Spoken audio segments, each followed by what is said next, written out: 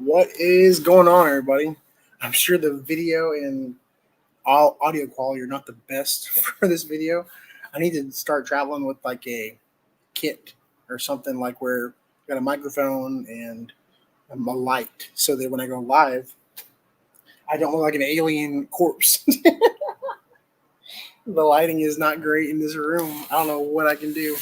Trying to get it better, but it's not working. How's everybody doing? We are here in Clanton, Alabama. We just got done with Jason and Tracy over at the Great Fall Garden Festival. So I wanted to, honestly, I had nothing else to do.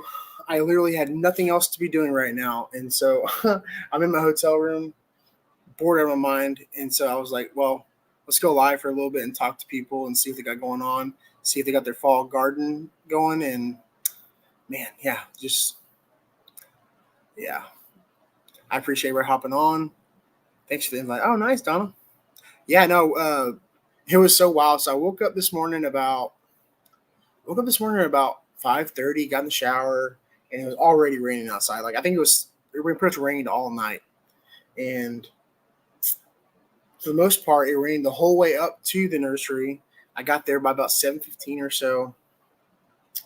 Started putting my stuff up, and it was just drizzling. It wasn't bad at all. So I got my booth set up, I got my table set up, all that stuff.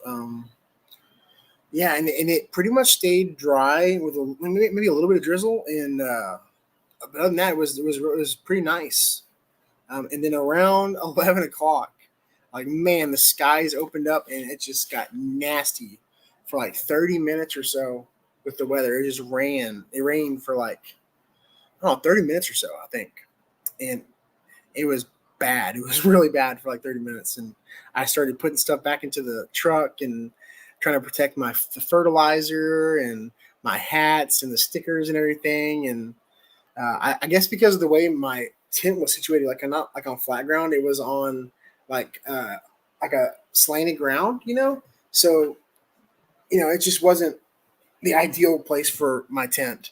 And so as the water was draining, it was going into the orchard where they have the muscadine orchard, and all the water was draining through mine and Jason's tent. So yeah, but like y'all really need rain, yeah. What's going on, Faye? How's it going, Donna?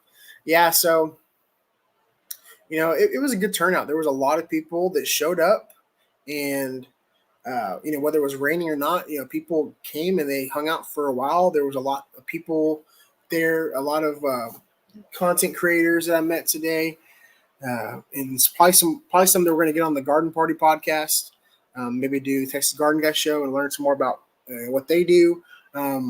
It's a different, I guess, because I usually do gardening and like landscaping stuff, and so going into a meetup with a bunch of like homesteaders is like a different kind of different. They're all homesteaders, and most of them are from this area. A couple of them were from Georgia, Florida. Most of them are from this area, so I was a little bit out of my comfort zone, but everybody was really nice. Yeah, is Louisiana flooding? No, it wasn't. So I left Thursday morning at 4 a.m. and I got to Louisiana by 6 or so. And from what I could tell, because I took I-10 the whole way through into Baton Rouge, I did not see any flooding hardly. I did not see any flooding, but it could be wrong. I mean, I'm sure there's some places where the water was higher, and there wasn't. I didn't see hardly any trees in the road. It looked like, for the most part, Louisiana was prepared for the storm. It seems like, because when I was driving through Thursday morning, I already saw like line trucks. I saw tree trucks taking care of branches and limbs that may have fallen on the road. I actually have a friend in Baton Rouge who told me that like. I called him or texted him about 6 o'clock when I was already 2 hours on the road, and asked him, was like, how's the road looking? He's like, roads look fine, but they had lost power the previous evening and they hadn't gotten it back. So that made me kind of worried a little bit, because I didn't want to get into that area and need gas. So I kind of stopped and got fuel earlier. and just preemptively so that if I got into that area and I couldn't find a gas station, um, that I would be able to have fuel still. So, but once I got like past Baton Rouge, it pretty much cleared up. Mississippi was beautiful. Oh, you saw me on the Chestnut Hill live with Nick. Oh, nice. Yeah, I need to go through and follow everybody that was. I need to go through and follow everybody who was at the meetup. Um, I met a lot of people for the first time, getting to know people. Um, for me, if y'all are new to the channel, you're just just now seeing me for the first time. My name is Destiny Nowak, Texas Garden Guy.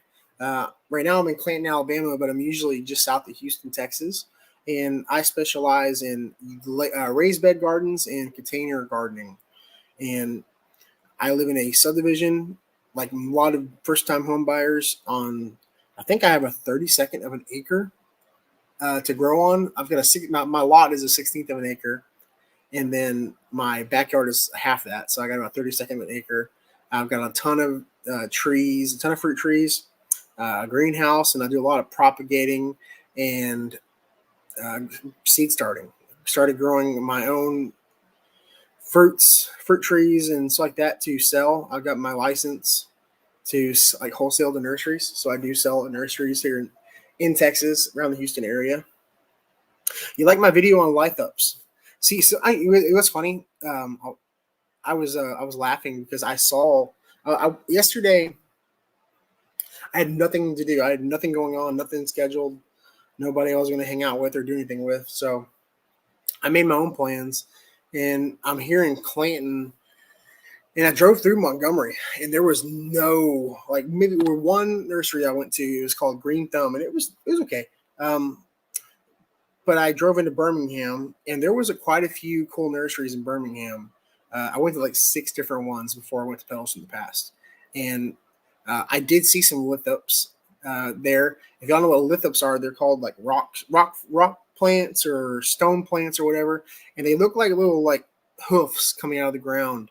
I've got some of the lithups. You can get them on I bought them on Amazon, like a whole pack of them, but you can find them at like nurseries and stuff. And the way they work is they peel back. They're from like Africa, like from the rocky desert area. And what they do is they blend in with the rocks. And most of the time they're almost like flush with the soil, so you walk right on top of them. But whenever they get like rain once or twice a year, it soaks up all that water and grows up like a sponge. It expands and it splits and multiplies. And it'll actually put out a little flower as well. And I've got those living stones. Yeah. Now they're really cool, and I've got probably about 6 or 7 of them. I've had them for over a year, and I haven't watered them once. And they've been in my office in the front window, getting morning sun, and I haven't watered them once. I'm told to water them like once a year. Water them once a year, and when you do that, you want to mist them like with a mister. You don't want to just go drenching or anything like that. They do not need sun at all. They don't need water like at all. Let's see. Yeah, living stone is what they're called. But yeah, I saw some at some nurseries. You'll see them in nurseries from time to time, and usually they're watering them like normal, and it's like the worst thing you can do is water them like on a regular basis. Yeah, they come in a bunch of different varieties. I do a lot of succulents, a lot of tropicals. I'm big into adeniums and plumerias and a lot of other caudiforms like that. I usually do a lot of that. So if you like growing fruits and vegetables, and I get into everything. I get into everything. I like to grow everything. So if I can grow it, I grow it, But yeah, I went to like 6 different nurseries yesterday in Birmingham on the way back to Jemison, Alabama to go to the Pedals from the Past. And I don't know, the weather has a little bit to do with it, kind of not being great, but I don't know. I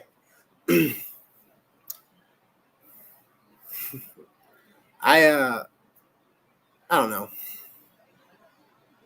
I had fun. It was a beautiful driving from going east on I-10, going to Alabama. Mississippi was beautiful. Driving through Mississippi was so nice. Everything in Mississippi is beautiful. From what I saw, it seems like it's not as populated as like Houston is, and so it seemed really nice. But yeah, I really enjoyed the drive over here, and seeing the nurseries and stuff. I didn't have great food here. I'll be honest. I don't know if it's me or what. It could be me, but like I didn't. The barbecue last night was good. I forget who brought the barbecue to the meetup last night. They catered it. Shout out to Haas Tools. They actually paid for dinner like for everybody last night. The barbecue was pretty good. Yeah, but yeah, the weather has made this kind of a bummer trip a little bit. So, but you never know what's going to happen or how everything's going to work out until you just get on the road, book a room, and do it. So you never know how things are going to go. You can't predict the weather, and you can't change the weather either. So, but yeah, so I got me a couple plants, from a couple nurseries. I got some in Birmingham, some today, and I probably got more pots than I did plants. I found some really good ceramic stuff. There's a place over here. I think it's actually in Clanton. I could be wrong.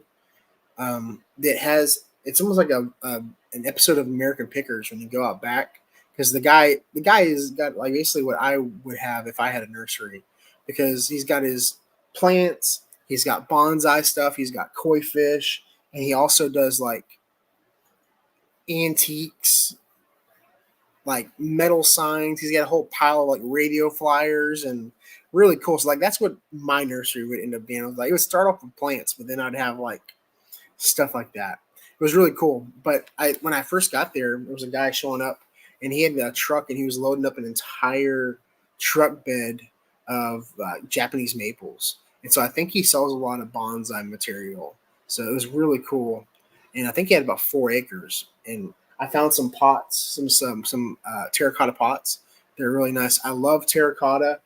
One cool thing I found here in Alabama is that they have the chocolate terracotta pots. Like usually the terracotta pots I find in like Houston are mostly all orange, and these are. I'm not going to get all of them out, but I'll grab this one real quick. The terracotta is almost like dyed or stained a little bit. So they have like white ones, and like this is like a chocolate, and it almost has like a marbling to it, like the texture. I don't know if it'll fade over time or not, but like I do a lot of these desert roses. This is one of the desert roses I got. I actually got this in Montgomery, but yeah, $8.99 ain't bad. It's not grafted. No, it's grafted for sure. Yeah, but this is a healthy looking Adenium.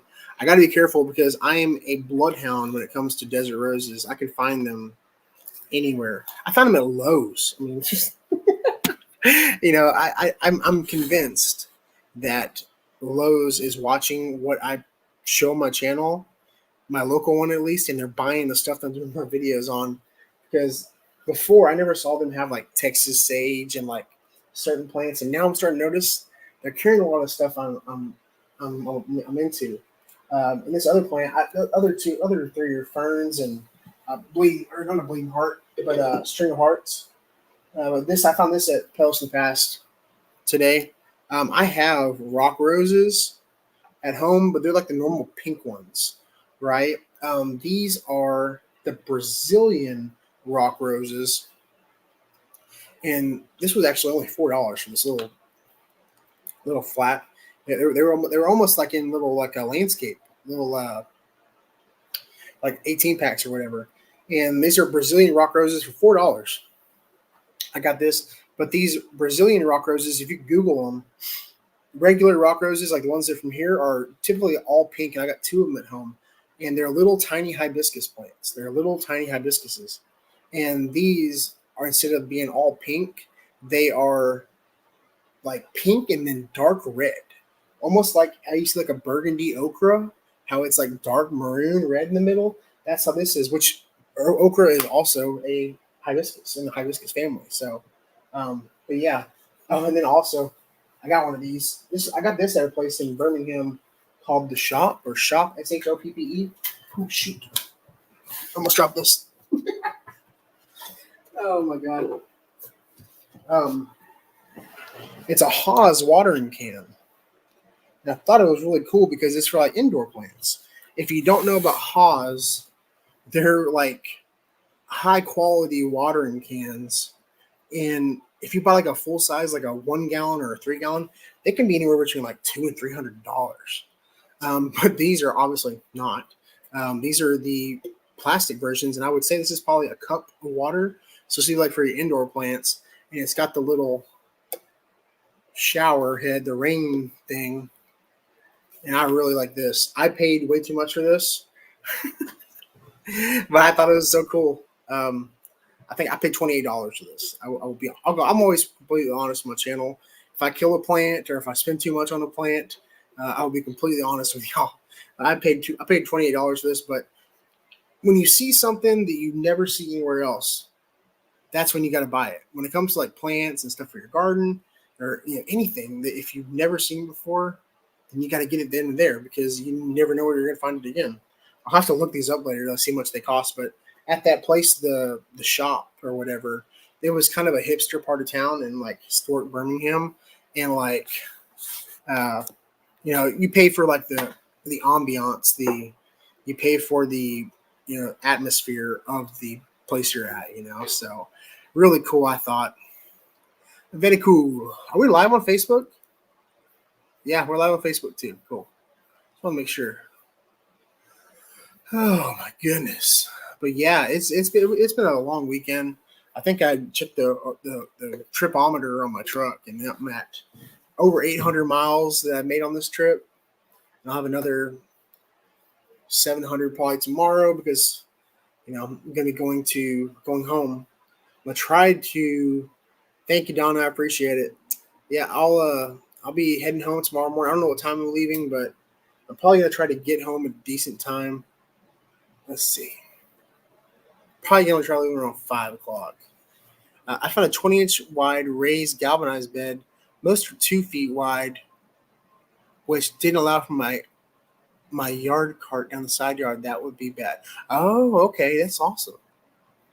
Yeah, what's cool is I have those Vigo metal beds, and um, what's cool is you can really kind of customize them. A yard cart. Okay, got you. Okay, yeah, I got my new Gorilla cart, and one of the cool things was kind of funny. I got the biggest Gorilla cart you can possibly get, and I've since become friends with the Gorilla Cart company, but I wasn't at the time. I've had a Gorilla Cart, like the smaller one that you get from like Lowe's or Home Depot. I've had that one forever, and it's done me really well. And since I live in a backyard, in a subdivision with a gate and everything, I can't buy stuff in bulk and then just take it to the back like with a bigger wheelbarrow or have a truck dump it. I have to bag stuff in, and so I bought the biggest cart that you can get from Gorilla Cart. I think it's like $300 or so. But honestly, it was such a cool investment. But like you were saying, I had to measure the width of the cart before I bought it to make sure it would fit through my gate. And I swear, it is like literally I have to go in through that gate like very carefully just to make sure I don't hit it on the side. It is about 36 inches wide. The gate is, and I think the cart is 34 inches wide. So it's tough uh, getting it through my gate. Yeah, so you have the 600 pound limit one. Mine is 1,500 pounds. 1,500 pounds. But I tell you what, it gets heavy. It gets hard to pull sometimes. Like I've fit like 6 or 8 2 cubic pound bags of soil in that cart, and it's hard to roll it. You got to get it going and go because it's hard to get it rolling once it's not. What was the soil I need for succulents? Um, so I use Soul Soils. Soul Soils is my go-to blend. They have a bunch of different varieties of soil, and I actually have a link for that, and I can drop it down here. I have a link for Soul Soils, and it'll take you right there. Just gotta find it, but yeah, I love Soul Soils. They have my go-to is typically my phone's over there. I typically go with either the succulent gritty mix or the bonsai. Is it chunky bonsai mix? I think. Yeah, that's what I use. I go with the bonsai soil, and I love it. The bonsai soil is going to be a little rockier. It's going to be like calcine clay, akadama, perlite, and something else, pine bark. Pine bark. It's really good. I use it with my desert roses, but you could use it pretty much with all your succulents. I like a really well draining soil with my succulents. So soul soils, you can't go wrong. Let me drop a link down below for that. I've got a link, so let me do that. Yes, I use it outdoors. That's what I use outdoors for sure.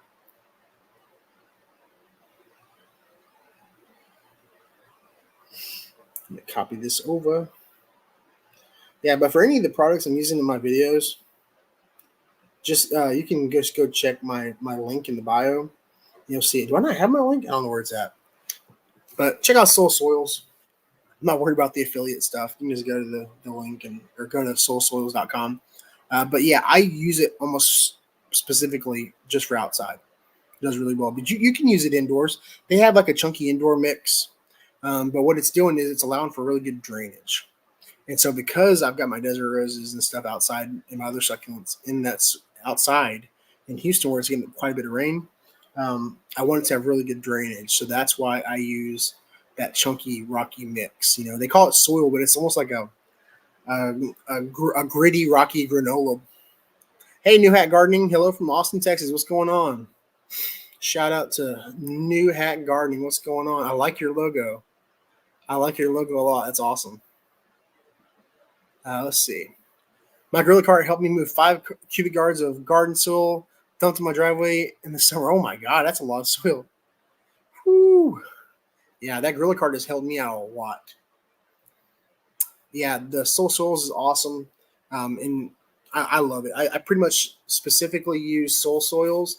I also will use the Bonsai Supplies all-purpose mix as well.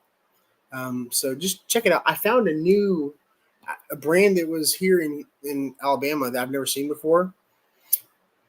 And I always like to try new varieties and new stuff, like new soil mixes and new plants and, new cultivars and stuff like that. So when I find like a new soil, I try it out. So let's see. Just mix it in with your regular soil outside. So I don't. Well, I have before. You can use it to amend your soil to allow it for better drainage, or like I do, I specifically just plant it in the soil or in that the rocky soil.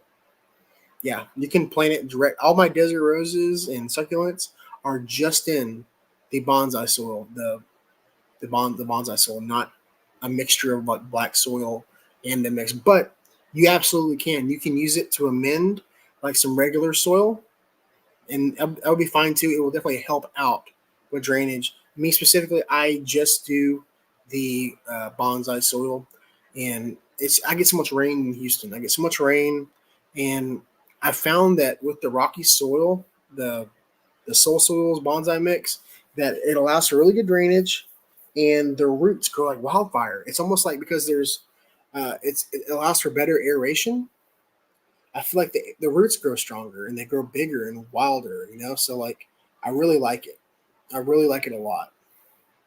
Yeah, no, for sure. But yeah, I had a really good time. I'm probably gonna be leaving tomorrow around. I'm trying to leave around 5. I'm gonna have to go downstairs and get a cart to get all my stuff. I brought all the plants upstairs and set them on the windowsill in the hotel room. I may make a trip downstairs and take like my dirty clothes and just leave what I'm wearing tonight and what I'll be wearing in the morning. That way, it's like one less trip I got to make. But we'll see. I've been bringing a lot of stuff upstairs because I'm so nervous to leave like my camera equipment. I got a whole Pelican case of camera equipment that I keep on me when I go to these events, and definitely don't want to leave that in the truck. No, so yeah, I know I don't use it for all my plant beds. No, I use I've been lately. I've been using not Soul Souls, Living Earth Soils. That's a company here or not here, but in Houston, Texas, locally to me. I use their rose soil mixed with like their compost and then their organic vegetable mix. and I usually do that. I wouldn't use that bonsai soil. Bonsai soil is like a small pot. You know what I mean? It's going to be a smaller pot for like succulent. You wouldn't want it. I mean, I've accidentally dumped some into my garden bed on accident, and and that's fine. But I'm not going to fill my if you had to fill your bed up with bonsai soil, it would be so expensive. I mean, sometimes like a gallon bag costs you like $30. It'd be very expensive to fill up your entire bed. Now, I just did a video, um, a, a short. You can find it on my YouTube, my Instagram, and my TikTok, and my Facebook of how I fill my beds because I just topped off my beds for fall. I started some tomatoes and some squash before I left, and hopefully my wife's been watering them. We'll find out. Let's see. What's the name of the other soil again? I'm in Houston. Yeah, so it's Living Earth Soil. So Living Earth Soil. If you're in Houston, you can find a location. They have like 14 different locations all throughout the Houston area, and they got like like a bunch of locations in Dallas as well, along with like Tennessee. I think Nashville or I don't know. But I've been using a mix. You can get a truck. You can get it by the truckload, or you can bag it, and it's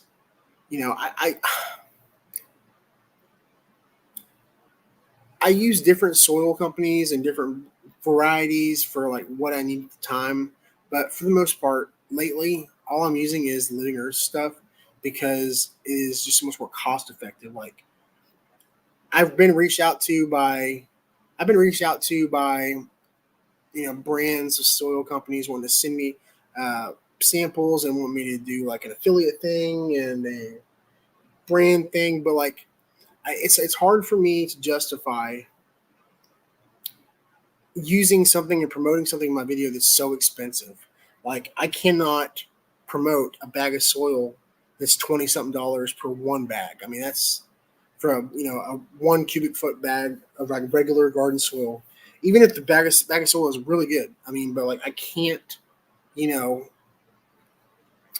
ethically promote, everybody go out and get this soil because most people can't afford something like that. I can't afford something like that. So, you know, it's Living Earth soil is the most economical and you get the most bang for your buck from Living Earth soils. And I do in my videos a lot of time when I'm doing containers or doing like seed starting things like that. I'm adding perlite, things like that. For the beds, I'm just doing their compost and their rose soil. They got a nice potting soil as well. Really good stuff. I mean, I've been impressed with the quality so far. Let's see. Yeah, I hope she's watering. It's hot today. Yeah, I hope she watered. I'm pretty sure she did. Uh, you live in Lubbock. Okay, nice. If you live in Lubbock, if you don't live somewhere like where I'm talking about, where you can get Living Earth or whatever, just go to your local mulch yard. Like you go to your local mulch yard and ask them what they recommend for your raised garden bed. That is best recommendation I can give you. Another reason I really like Living Earth is because most people that are watching me are like in the Houston area, the Texas area, and they can literally go down to like Google Living Earth and they can go get the exact soil that I'm using, and that's what I like about it. Like sale, not soil. Is that am I saying it wrong? Oh, you misspelled it. Oh my god. Let's see. Buying that 5 cubic yards in bulk saved me like $1,200 versus one. Oh, 100%. 100%. If you can buy in bulk, buy in bulk. Buy in bulk. I 100% recommend that. I cannot do that. Um, it would be a nightmare getting all that soil to my backyard, and then it would take up most of my yard. So I couldn't do it. But I mean, even yeah, I couldn't do it. So I end up so I do so many containers and raised beds and stuff, and I'm constantly repotting and transplanting and propagating and selling trees. So like soil's coming in and soil's going out in pots, and the trees I sell. Um, it makes more efficient. It's more efficient for me to just do it by the bag. So Yeah, but if you can do it in bulk, absolutely. Once upon a time, with using soil from Holland. Oh my god, I can't imagine how expensive that was. Living Earth has the best bang for you, but I agree. I really agree with that. And man, great people. I met them and have gotten pretty close with them, and uh, I've gotten to a point like where I've been doing gardening content for a while and building a following. So I do get companies that reach out to me. I get companies that reach out to me all the time for certain products they want me to try out. They want me to promote and all this stuff. And I am always open and honest about, the products I'm using, why I'm using them, were they given to me for free, and uh, I was using Living Earth for a while, and then I was going to a different mulch place near my house, and I was paying more for a soil that was probably about the same quality. Um, and then I started thinking about the viewer, the person watching my videos and trying to recreate what I'm doing, and it made more sense to put in the extra effort and go a little bit further from where I'm at to get the Living Earth soils. Um, Especially because I built kind of a relationship with them. I get some soil for free from them, and to promote the product, obviously. And but I practice what I preach. I only show the stuff that I use. I mean, you're not going to show me not going to show me using a product in my garden that I wasn't already using before they freaking gave it to me. So like the Gorilla Cart, I paid full price for that Gorilla Cart, and I tagged them in a couple posts, and they love that I share that I love their product. I'm not asking them for a reimbursement or to send me another card or anything. If I like the product, whether you gave it to me or I bought it, I'm gonna talk about it. And so what I'm using is good products, and I like to share it with people. And I like that you can go get the exact same soil I'm using at 14 to 16 locations all around the Houston area, and that's really awesome. You're an all container and raised bed gardens. So I'm the same way with youth utilities. So when I first moved into our house in the subdivision we're in right now, I called 811, which you should always do when you live somewhere or you're going to dig.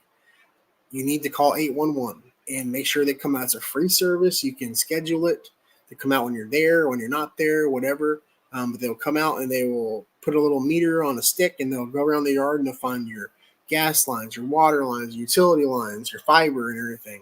And my backyard looked like a pipe dream with all the colored lines, different colors mean different things. Um, and so I knew right then and there, I was like, I can't put anything in the ground. I can't put anything in the ground. Can't dig in my backyard.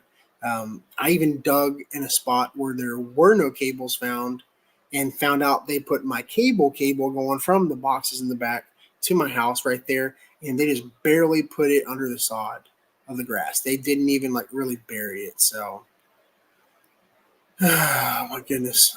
So, yeah, I'm the same way as you.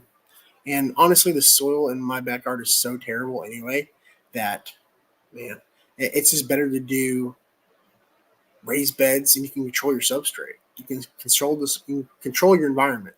If you get, I was talking to a guy today at the meetup, and he was saying that he's got so many acres and all this stuff, but he still raised bed gardens because he's tired of pulling weeds, bending over so far, and ripping up weeds and having to amend the soil. That it's so much easier just to have raised beds and containers like that, because you can control what you're growing in. If you have to amend the soil every year, then it's going to take more time.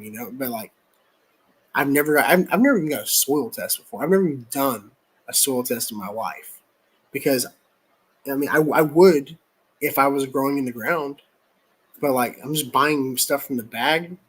It's usually fine. It's usually fairly neutral as far as I know. I said I've never done tests.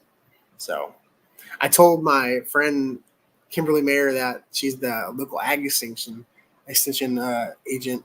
She's like, "Oh my God, you're gonna have to do this," and I was like, "Nah, I'm okay." Haven't had any issues, but hey, who knows? I mean, maybe I'll do one at one point just for for a laugh. We'll see how it goes. Smart pots and raised beds. I love smart pots. I'm going to be doing a lot more stuff with smart pots. The fabric pots are really cool. They're high quality. They're really tough. That's another one. We went to the Nursery and Landscape Expo, and Smart Pots had reached out to me a couple times, and I was kind of busy, and I just never responded. And I knew they were going to be at the expo, and so I finally met them. And they're like, "Hey, Destin, Texas Garden Guy, what's going on?" And I was like, "What's going on, man? How you doing?" And we got to talking. And they told me a little bit of history behind the making of smart pots, and how they're kind of a victim of uh, property or what intellectual property theft, with a lot of Chinese made products on Amazon being sold as smart pots, but they're not actually smart pots. Real smart pots are made in the USA, and they're out of Oklahoma City. Uh, and if you want a quality smart pot, you have to get it from them. You want to go to their website and get it from.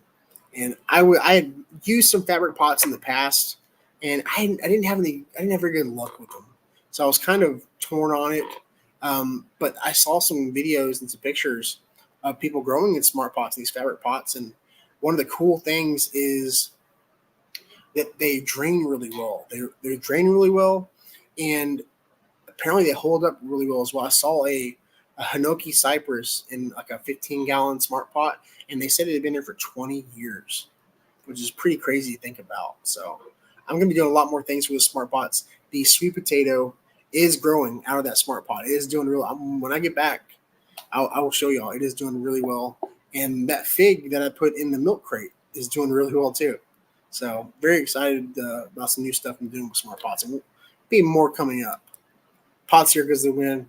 Yeah, they're. I especially like I like shallower pots that are wider. Those are my go-to. I especially like my desert roses because they get so top heavy and they can get tall and long. Um, yeah, no, I like pots. I like big pots, and I cannot lie. Let's see. Butt direct from their site. Oh, buy, not but. Okay, yeah. Buy direct from Smart Pots. Let's see. I grew okra, pole beans, and snow peas in grow bags the last couple of years. Cucumbers were challenged due to watering needs. Yeah, I have had issues with some cucumbers not in. I did it for 2 years. I grew them in 3-gallon pots. I grew cucumbers in 3-gallon pots, and I sat them up next to like a cattle panel and let them climb like crazy because cucumbers don't have like super deep root systems. Cucumbers and squash, like most cucumbers in general, don't have like a crazy big, deep root system. They're pretty shallow. So as long as you're keeping them watered like daily, you should be okay. But I guess there are some things that could dry out faster. Definitely. Yeah, the wind, especially with those pots, will kind of dry them out faster. But in Houston, I don't have a problem with stuff drying out too fast. I got a problem with stuff staying wet too long. That's my thing. Yeah. So very cool. I had a really good time today. I'm happy to be headed back to Texas, though. I'm happy to be going back to Texas tomorrow. I miss my dog, miss my wife, I miss my garden, miss my plants. I want to see if my seed starts have birthed yet, have made it to the surface yet. Um, so we shall see. I'm excited though to go home. The drive here was pretty nice. The drive here was really nice. Driving through Louisiana, Mississippi, all that good stuff, and I just had a really good time. And so I'm looking forward to the drive home. Uh, I'm looking forward to that. Looking forward to driving home. Uh, Hopefully, it's not nasty weather. It seems like I brought the nasty weather with me. Like it was pretty wild here on Thursday night. Thursday night was a downpour. There was a tornado warning and everything because it was some of the precipitation and cloud stuff that was coming off of the hurricane, which I guess at that point was a tropical storm or tropical depression or whatever. But it was crazy. But I've spent way too much time in this hotel room. I have spent way too much time in this hotel room, and I guess that's just how it goes when you're like on your own. Uh, I'm usually pretty outgoing when meeting people. Um, and this group of people, uh, I think they've all known each other for a long time. So they were all very nice. I guess I had to warm up to them because they all know each other really well, and really nice people. I did not meet uh, a mean or ugly person this whole time. They've been so great. Everyone that showed up today at the meetup, the Great Fall Garden Festival, thank you so much for braving the weather. I mean, I mean, for those who got there early, you got it. Yeah, no, yeah, yeah, it was fun. I had a good time. And when the weather held up, it was really nice, and everybody was really cool. I appreciate everybody that came out. I was it was funny because I had literally had my camera out, and I was going, oh man, the weather's been holding up, and like 5 minutes later, it just poured down on us. So yeah, I'm excited.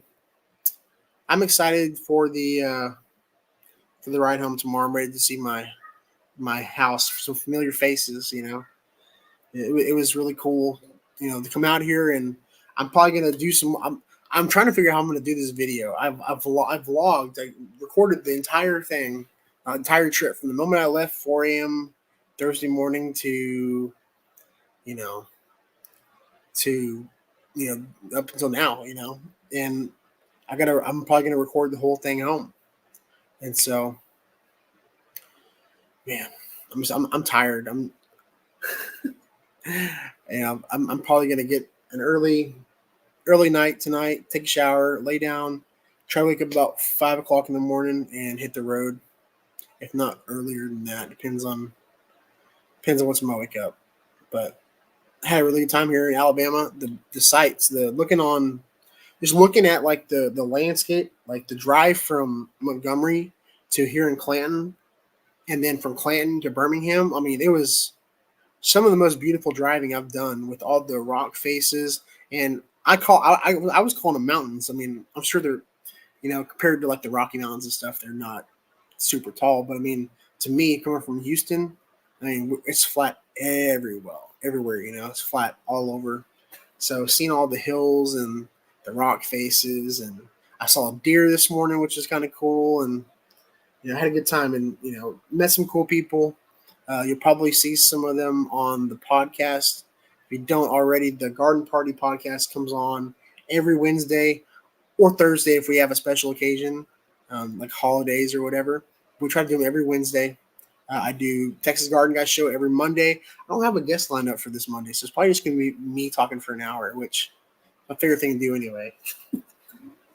But and then Friday is this TGIF, and I work every other Friday, and so on the Fridays I'm off. I do it at 7 a.m. in the morning. We'll do coffee, and then the Friday I work, we'll do it at 7 p.m. and you can have a cocktail or whatever you like, and it's a little TGIF action. We can talk about what we got done in the garden, the week during the weekend, what we plan to accomplish on the weekend, in the garden. So looking forward to doing some more fall gardening. I don't know. I guess it depends on what time I get home, if I'll be able to do anything. I feel like here lately I've been a content machine. I've been a content machine putting out content nonstop. Last Sunday I made 7 videos. 7 videos, one long form and 6 short videos. I'm kind of getting into a rhythm. I was talking to Jason from Cog Hill, and he was saying that he's kind of got his videos. He can almost do them blind, backwards, blindfolded. Because he's got his rhythm. He knows he does his 3-part intro. He does a little bit in the middle, and it's a system. So like I need to develop that system, and I enjoy doing the long form videos because honestly, doing long form videos is way easier than cropping stuff down to 60 seconds. 60-second videos are way harder to edit than like 20-minute videos because you're trying to condense all that information. So I really enjoy doing them too and telling a story, and hopefully I can figure out how to do this vlog because it was just so wild with all the weather. It kind of screwed a lot of stuff up. I'll probably break it up to just the traveling, pedals from the past, the meetup, and then traveling back, and then use the other 6 or 7 nurseries I was at and do individual like Alabama nursery tour, like a playlist of like different nurseries. So I might have to do that. So, oh my goodness. And hey, I'm on my way home. If there's, I don't know, maybe I do some research tonight and see what nurseries I should stop at on the way home.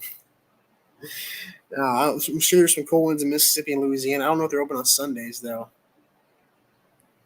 Let's see. Call when you can. Who you talking to? I'm stalled planting seeds at the moment because what I have left wants cooler temperatures than we have right now in Fort Worth area. Yeah, I started some tomato and squash seeds on like last Sunday. Um, but I also have my greenhouse, so I plan on putting some of the tomatoes in my greenhouse, which right now it's just the frame and the shade cloth. But if those tomatoes do really well, I will be putting the cover on when it starts to cool down, maybe in January or so. And those tomatoes can still keep producing. So I did a couple different varieties. I did Black Beauty, um, Black Beauty, what's it? God, I don't know. I forget the varieties I did. I did 4 different varieties, and I did a mixture of patty pan squash. But it was so funny. Bought a new camera it's got a new microphone, and halfway through the video, my mic cut out. So like I had to MacGyver like a whole part of that video and voice over what it was going on. So it just cracked me up. But learning curves with new equipment, technology is the enemy. Look for Satsuma. Look for Satsumas. Yeah, I've got a Satsuma already. Um, most Satsumas are going to be cold tolerant as well. Mine is the ice or the frost Satsuma, and so it's cold tolerant down to 10 degrees in my area. Although I had them in a rolling bed, a Vigo rolling container. So I don't know. I could roll it through. It's on my back porch, so I could ideally roll it into my back door and then into the garage. That might be what happens. I don't know. We're playing that one by ear. I don't want to think about the first freeze for a while. I don't want to think about cold weather for a while. I'm enjoying this spring and the fall and the summer. I don't want to think about when it gets cold again. So, but I'm gonna hop off, take me a shower, get me situated. Yeah, no, it's perfect time to get that colder weather stuff. The only time I grow stuff like that is during the fall, late fall and winter. Because in the Houston area, it's too hot for too long, and it starts to bolt. So I definitely am going to be starting some of that soon as well. Or I'm going to buy some seeds, plant starts. I don't know. Buddy Jorge's got them for like $2 a piece. Sometimes it's fun to start seeds, but if you can find them like for a decent price, like $2 a seed start, it's almost easier just to get them like that sometimes. Like I'll do that with certain things, especially if it's like a new variety I've never tried before. I'll buy a $2 seed start. It's when they're $6 to $7 from Bonnie at Home Depot or Lowe's that I got a problem with. That's way too much.